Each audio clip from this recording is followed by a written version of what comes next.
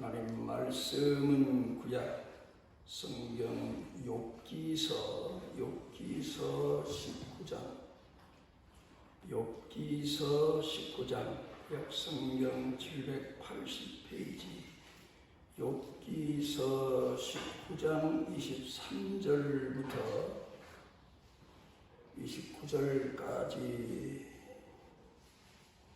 봉독합니다.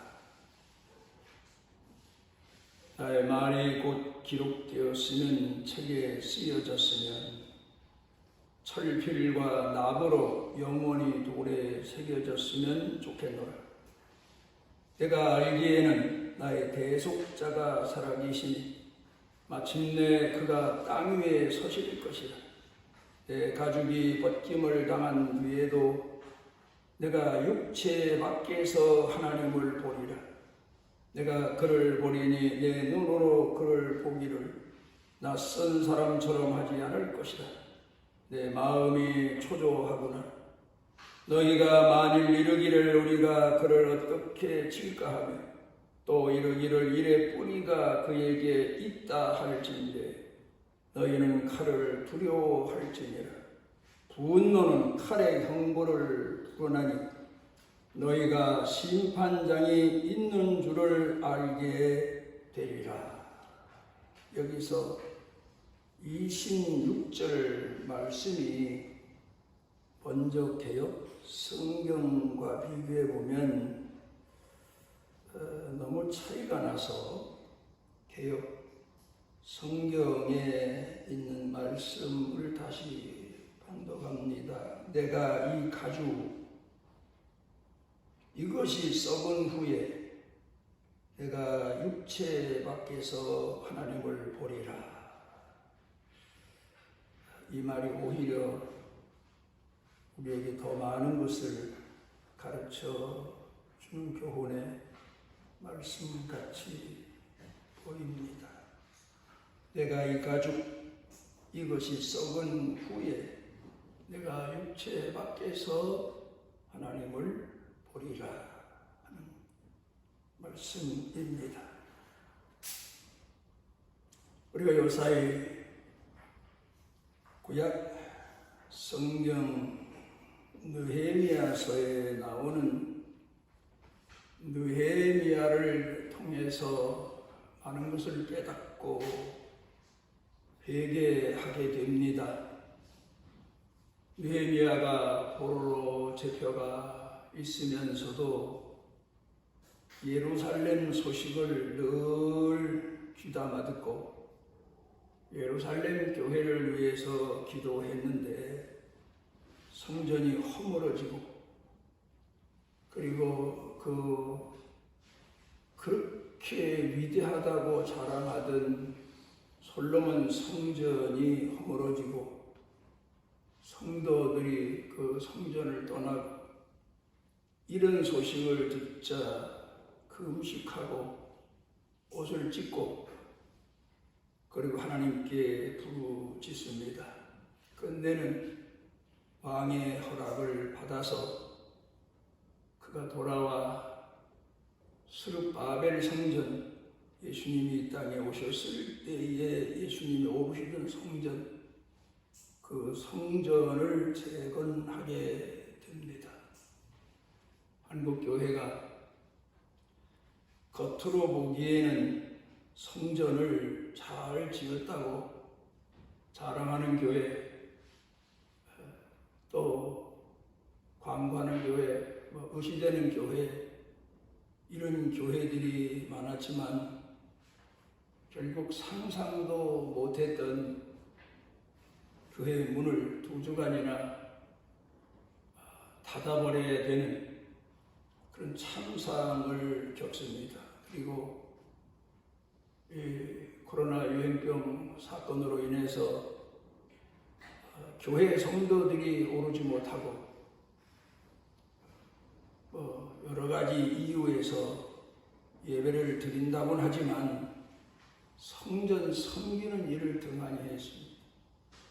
그래서 우리가 예전에 많이 경험한 대로 수혜나면 수혜 헌금했고 재난이 있는 곳에 돈을 모아서 보냈고, 그랬던 것처럼 성전 재난 헌금을 교회 성도들이 그동안 교회를 멀리했고 가까이서 섬기지 못했던 죄를 회개하면서 하나님 앞에 회개의 헌금으로, 회개의 예물로 자기 형편껏 하나님 앞에 드려야 되지 않나.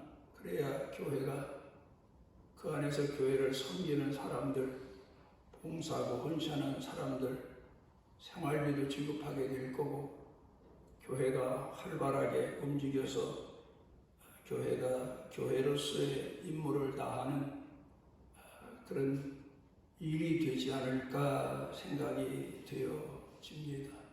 제 설교를 듣는 성도님들은 느헤미야서를 한 번 더 깊이 생각해 보면서, 또 한국 교회가 겪는 이 재난의 때를 기억해 돌이켜 보면서, 우리가 얼마나 이 핑계 저 핑계 이런저런 이유로 하나님의 교회를 멀리했고 그동안 섬기지 못한 죄가 얼마나 큰가를 회개하는 기간을 좀 금식도 하면서 가졌으면 합니다. 제가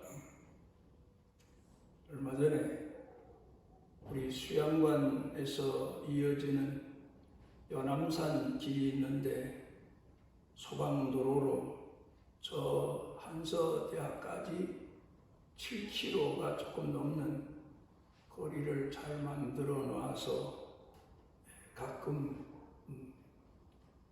이것저것 생각도 하고 등산도 하고 그래서 걷습니다.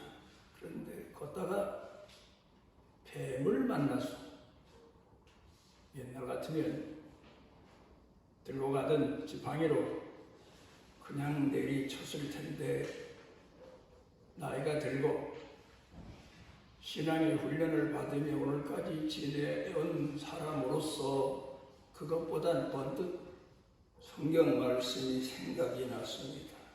악인도 악한 날에 적당하게 지으셨느니라.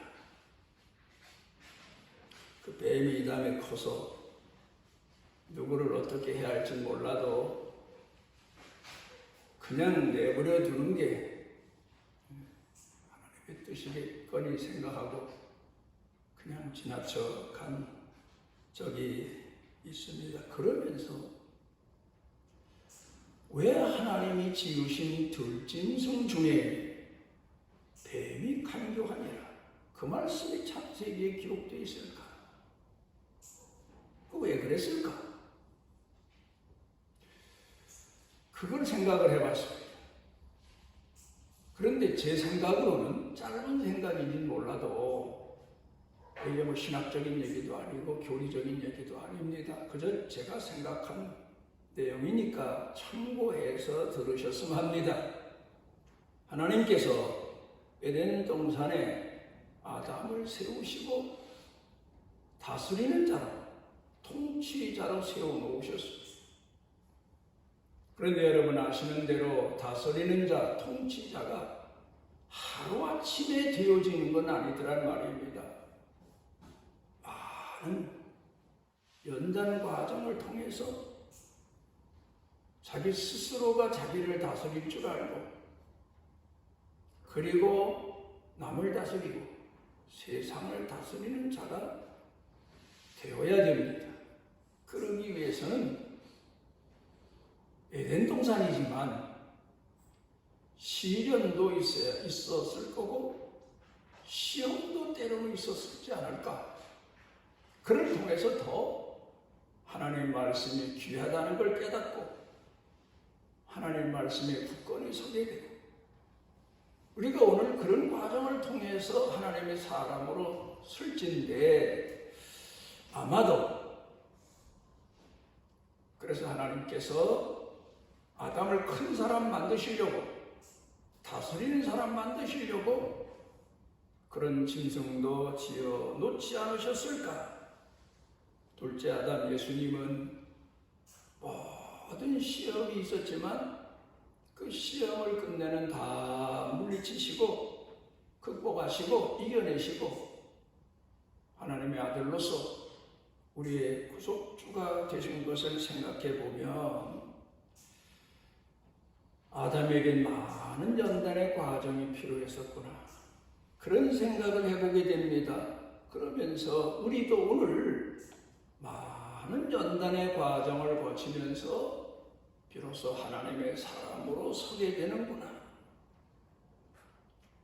또 많은 연단의 과정을 거치고 마지막에 하나님이 약속하신 하나님 나라에 가게 되는구나. 이 과정이구나. 하나님 우리 예수 믿는 사람들 이끄시는 방법이구나. 교육 방법이구나. 그런 생각을 해본 적이 있습니다. 조앤 롤링이라고 하는 여인의 얘기가 있습니다. 20대 초반에 영국에서 포르투갈로 가서 한 남자를 만나서 결혼을 합니다. 그런데 그 결혼 생활이 평탄치가 않았어요. 2년 만에 딸 하나 얻어가지고 이혼을 합니다. 그리고 영국으로 돌아오는데 무일푼으로 돌아옵니다. 돌아와서 어떻게나 살기가 어려운지 가난에 찌들어서 정부 보조금으로 근근히 싱글 마음의 인생을 삽니다. 어린 딸과 함께 죽어버리고 말까 하는 생각도 안 해본 적이 없습니다. 우울증에 시달리기도 했습니다. 그 아이에게 동화책이라도 사서 읽어줘야 되겠는데 읽어줄 돈도 없어요. 그래서 조앤 롤링은 어린 딸을 위해서 동화를 쓰기 시작을 했어요. 그 결과 그가 쓴 동화책이 해리포터라는 동화입니다. 이 책이 세계적으로 인기가 올라가면서 베스트셀러 작가가 됐고, 그리고 끝내는 영화로 만들어지게 돼서 엄청난 부를 축적했고 세계적인 50대 부자 안에 들어가게 됩니다. 그는 이렇게 말합니다. 나는 실패했습니다. 그러나 살아있습니다. 더군다나 내가 살아야 될 이유를 내게 주고 있는 딸이 있습니다. 얼마나 귀한지 그때서 알았습니다. 그러면서 그는 나에게 낡은 타자 하나가 있었습니다. 내게 있는 아이디어를 가지고 글을 써서 오늘 많은 사람들에게 동화를 들려주게 돼서 감사합니다. 그런 얘기입니다. 우리는 이런 사람의 전기를 들으면서 고난의 때는 있지만 고난의 때여서 말입니다. 고난의 때라고 해서 낙심하고 고난의 때라고 해서 그냥 세속적으로 살고 그런 것보다는 고난의 때에 깨어서 하나님을 공경하고 하나님의 선하신 뜻을 찾고, 물론 성도들도 고난의 때가 오면 고통스럽죠.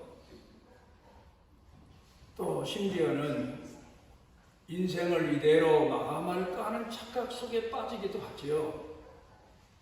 그렇지만 우리 신앙인의 특징, 하늘을 우러러 하나님을 바라보면서 우리가 믿음으로 다시 일어서게 되는 것 아닙니까? 그렇게 살아서 성공한 사람들의 이야기를 우린 가끔 듣습니다. 그리고 그렇게 살았더니 고난의 때 낙심도 하고 고난의 때 절망도 했던 사람들이 믿음으로 하나님 말씀을 의지하고 살면서 다시 인생 재건에 성공했다는 이야기를 우리는 많이 듣습니다. 오늘 성경 본문의 말씀을 돌아가서 생각해 보게 되면 욥기서를 보면서 과연 이 세상 삶이 고난을 이기고 고난을 극복한 자에게 하나님께서 주시는 세속적인 축복이 다일까?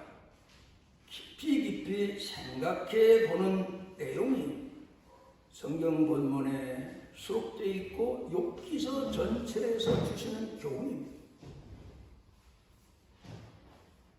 젊어서 고생은 사서도 한다. 옛날 어른들이 말씀하셨는데 젊어서는 어려서는 그렇게 고생하던 사람이 중년 들어서 뭔가 잘 되기 시작해서 끝내는 성공했다. 그런 얘기를 가끔 듣습니다. 저는 어렸을 때 뭐 되는 일이 없었어요. 생각을 해도 되는 일이 없고 시도를 해도 되는 일이 없고 그래서 나는 안 되는 인생을 사는 사람인가 보다 했는데 목회하면서 어느 날부터인가 뭔가 되기 시작합니다. 그래서 하나님께서 때려주시는구나. 그래서 목회를 마칠 수가 있었는데 그런데 이제와 돌이켜보면 그게 다 또 아닙니다. 그 후에 얘기가 있어요. 오늘 그걸 우리가 성경 본문에서 배우자는 말씀입니다. 자, 욥이 모르겠어요. 어렸을 때 고생을 얼마나 했는지, 중년까지 얼마나 고생했는지. 그런데 그가 복을 받아서 10자녀를 두었고 엄청난 수의 짐승떼를 거느렸고 종들을 거느렸고 동방의 의인이란 칭호까지 얻었고 엄청난 부를 축적했고 그러면 됐죠. 부만 축적하고 사람들로부터 얻는 존경도 얻지 못했다면 그건 부자로서의 가치가 없는 거 아닙니까? 그런데 한번 생각해 봐야 됩니다. 예수 믿는 사람 신앙이 고생하고 11조하고 성소주의하고 그러다가 보니까 어느 때부터 내 딴에는 안 됐어도 자식 때 가서 또 잘 됐다. 그 얘기로 끝나는 얘기가 예수 믿는 사람들의 얘기가 아니더라는 거예요. 왜요? 사람에게는 이생이 전부가 아니라는 사실. 세상의 모든 종교가 이 세상에서 잘 되는 게 최고의 복으로 알지만 성경을 통해 보면 그 얘기가 아닙니다. 욥기서를 통해 보면 그 얘기가 아닙니다. 유대인들의 신앙을 돌아가서 봅니다. 물론 유대인들이 메시아가 오셨는데 그 메시아를 바로 알지 못해서 메시아를 십자가에 못 박아버리고 그 자손들이 세계에 흩어지는 고통을 오래도록 겪은 민족이긴 하지만 그 사람들에게서 우리가 배우는 교훈 하나가 있습니다. 그 사람들은 고난 중에서도 낙심하지 않는 신앙을 배웠습니다. 고난 중에 찬송을 부릅니다. 고난 중에 오히려 더 여호와를 믿는 믿음이 충천해집니다. 우리는 우리의 이성으로 이해가 돼야만 믿음을 받아들이는 습관이 어느 때부턴가 있는데 그래서 어려서는 신앙생활을 잘하던 사람이 중학교, 고등학교 가면서 뭔가 세속적인 지식이 들어오면서 신앙을 버린 사람들 많아요. 그런데 유대인들은 그 고난 중에서 이런 고백을 합니다. 이성으로 이해가 안 되기 때문에 나는 믿는다. 그걸 훈련받습니다. 믿고 나니까 옳았더라. 믿고 나니까 하나님 말씀이 옳았더라. 그런 고백을 하도록 훈련을 받습니다. 그래서 아니 마민이라고 하는 아니마민이라고 하는 노래를 유대인들이 아우슈비츠 독일 수용소에서 불렀는데 나는 믿는다는 그런 히브리어 단어입니다. 나는 믿습니다. 나는 믿습니다. 메시아가 오셨는데도 모르고 지금까지 지내지만 메시아가 오실 줄로 믿습니다. 메시아가 그러나 더디 오십니다. 이제 그런 노래입니다만 우리는 한국교회 성도들은 예수 믿으면서 한국교회 지도자들이 깨지를 못해서 예수 잘 믿어서 이 세상에서 축복받는 게 전부인 것처럼 하도 강조했기 때문에 예배드리는 시간에 기도하는 내용은 전부 다 잘 살게 해주시고 건강하게 해주시고 형통하게 해주시고 이 기도 이상을 넘어가지 못해요. 그런데 유대인들은 이 고난의 노래로 훈련을 받습니다. 그리고 그러면서도 신앙을 버리지 않습니다. 끝까지 신앙을 지킵니다. 이게 특징입니다. 오늘 성경 본문 말씀으로 돌아가서 보면은 하나님께서 욥에게 원하셨던 깊은 뜻이 있었던 것 같습니다. 이 세상에서 하나님 공경에서 잘 살게 됐고 명성도 얻었고 존경도 받고 그게 다인 것처럼 생각하고 일생을 살 뻔했는데 하나님은 이 욥에게 내세의 세계를 가르쳐 주셔야만 되겠다 생각되신 것 같습니다. 그러니까 사단에게 욥을 시험하도록 허락하신 것. 하나님 우리의 선한 목자이십니다. 그렇지만 하나님의 허락 없이는 우리 머리칼 하나도 발걸음 하나도 사단이 시험 못합니다. 그러나 하나님이 때로 우리를 연단시키시기 위해서 우리를 깨닫게 하시기 위해서 하나님의 사람으로 바른 신앙을 갖게 하기 위해서 광야로 내모실 때도 있습니다. 이스라엘 백성들을 홍해바다 앞으로 이끄신 분도 여호와시고 무리와 물 앞으로 가게 하신 분도 여호와시고 먹을 게 없어서 낙심지경에서 원망했던 그때 광야에서 메추라기와 만나를 내리신 분도 여호와시고 이런 과정을 보면 욥에게도 연단의 과정이 아직도 남아있었구나. 그걸 생각해 보게 됩니다. 그래서 하나님은 욥을 재훈련시키시기 위해서 주셨던 것을 걷어가기 시작하십니다. 재산을 걷어가십니다. 자식을 걷어가십니다. 건강을 걷어가십니다. 그럴 때 욥이 크게 낙심하고 절망합니다. 왜요? 난 하나님 앞에 큰 죄 지은 게 없는데 하나님이 왜 이러실까? 죄를 져야만 시험을 겪고 시련을 겪고 아픔을 겪고 실패하고 고통을 겪는 줄 우리는 생각하지만 아니에요. 성경을 보면 하나님께서 이끄시는 사람은 나도 모르는 곳으로 이끌려갈 때가 있어요. 내 삶이 내 생애가 고달퍼질 때도 있고 낙심지경에 이르게 하실 때도 있어요. 거기서 우리가 하나님을 찾게 되고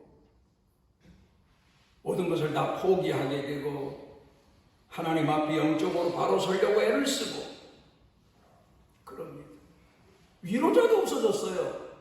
가족 중에 아내도 당신 꼴을 보니까 하나님 공경에서 복받고 잘 산다더니 그게 뭔 모양이냐? 하나님 악담하고 죽어라. 그리고 가버립니다. 그리고 그 후에 친구들이 왔는데 친구들도 욥의 사정을 어떻게 합니까? 그 친구들 수준도 하나님을 잘 공경하는 사람은 이 땅에서 늦은 복이라도 받는다. 그렇게 생각하고 사는 사람들인데 욥이 당하는 고난을 보고 고난의 의미를 알겠습니까? 모르죠. 그러니까 오히려 욥에게 번거로움만 줍니다. 그러니까 욥이 나를 더 이상 괴롭게 하지 마라. 나도 내가 당하고 있는 고난의 이유를 모른다. 내가 털 것만한 죄라도 생각나면 회개하겠는데 내 나름대로는 바르게 살았다. 그러면서 친구들 위로도 거절하지 않습니까? 우리는 가끔 고난을 당하는 사람들을 보면 자, 우리 한국교회 성도들은 아는 게 많아서 선생도 많더라고요. 심지어 어떤 분은 아이 목사님 그럼 되겠습니까? 물론 겸손하게 제가 받아들이지만 그 사정을 누가 합니까? 하나님 외에는. 그런데 여기 오늘 성경 본문을 보면서 저는 거짓 나사로 생각을 해봤습니다. 거짓 나사로가 태어날 때부터 거지였을까? 욥기서를 보면 아닐 거다. 아닐 수도 있다. 거짓 나사로도 예수님 비유 중에 젊었을 때 어렸을 때 그런 대로 잘 살았을 거다. 부자와 동등한 어깨를 하면서 살았을지 모른다. 사회적 위치도 가졌을지 모른다. 그런데 왜 거짓 나사로로 헌대를 앓으면서 살게 하셨을까? 그리고 죽게 하셨을까? 이 생뿐이라면 나사로에게 시련을 주신 하나님이 잘못하신 거지. 그러나 분명 이 세상은 성경 곳곳에서 심판으로 끝나게 되어 있습니다. 사람은 죽음으로 끝나고 그 이상의 세계에 계신 하나님, 아담과 하와가 에덴 동산에서 범죄했을 때 가죽옷을 지어 입히신 하나님이 그것까지는 안 되잖아요. 임시 방편으로 가죽옷을 지어 입히셨지만 영원한 하늘나라에서 부활의 옷으로 천사와 같은 부활의 옷으로 갈아입히시기 위한 예비를 해놓으신 것, 준비를 해놓으신 것. 그걸 오늘 여기 성경 본문에서 욥이 깨닫게 됩니다. 스데반 집사가 초대교회 때 제일 먼저 돌에 맞아 죽습니다. 그 의미가 참 큽니다. 그냥 돌에 맞아 죽었다. 예수 믿다가 저렇게 죽으면 어떡하나? 그럴 거 아니에요. 근데 그걸로 끝난 게 아니에요. 돌 무더기 속에서 죽어가면서 하늘을 우러러 예수님을 사모했더니 하늘문이 열리고 예수님 보좌 우편에 서신 것을 보노라. 그 광경, 그 고백을 가까이서 들었던 사도들이 예수님만 하늘나라로 승천하시는 게 아니라